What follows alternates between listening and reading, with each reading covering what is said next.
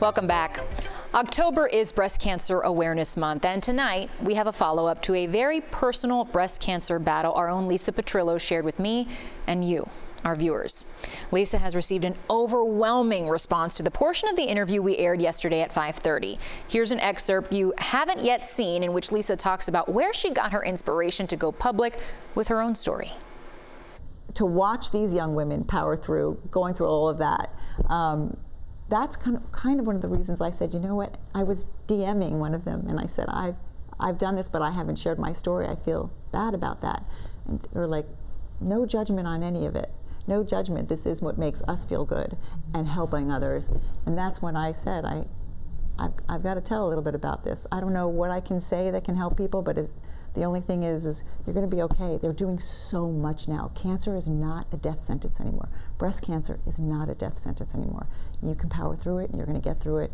There's a lot of different roads. Some are easier than others, but you can get back to life, and you don't have to think about it right before you go to bed, right when you wake up in the morning anymore.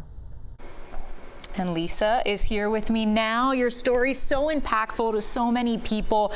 I've gotten messages, and it's not my story, it's your story. So I can't imagine your inbox right now, especially on social media, so many people reaching out. Well, thank you, Lauren, and that's exactly what we want to tell them. It's been so overwhelming. I am so touched by it all that the reason I shared my story is being realized. For women to be proactive about their health when it comes to things like breast cancer.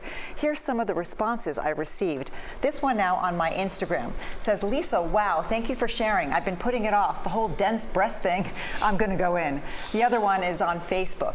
Thanks for sharing. I never do a self-breast exam because I get a mammogram, but this has changed my mind, so I'm going to do so. Also, this one on Facebook. Thank you, Lisa. While both of my sisters have had early-stage breast cancer, I've been moving around and can't believe I haven't had a mammogram in, get this, 2 years. Your story just pushed me to make an appointment, and for all that, to you, I am grateful. Well, that's just a sampling of the messages I received, and that's why I am so honored to do this. I was scared going in, as you and I talked about. I don't do personal things like this, and it was, I'm not going to lie, I was in a puddle. But when I'm here to stand up for women and say, take charge of your breast health, and this is why we did the story, for early detection, and get those people out there getting their mammograms. Yeah, this wasn't about pity. That's not why you shared this story. Yeah. And really what you expressed to me throughout the whole thing is this whole idea that so many women have it worse, that you felt so lucky. But just because, and that's for all women out there, everyone's situation is, and men as well who suffer from this, your situations are unique, but your situation and your story is worth telling, and it could help someone, and that's why we did this. That was our goal, and thank you so much for telling it for me. Oh, a true honor. Lisa, thanks for trusting me so much. Thank you. And you can find our entire conversation as well as the piece we aired yesterday at 5:30 on our website, cbsmiami.com. You can also find information there on where to get a mammogram. Schedule yours today if you've been putting it off. And be sure to join Lisa and me and the rest of the CBS Miami team at the More Than Pink Walk this weekend. It is Saturday, October 4th at the Miami-Dade County Youth Fair and Exposition.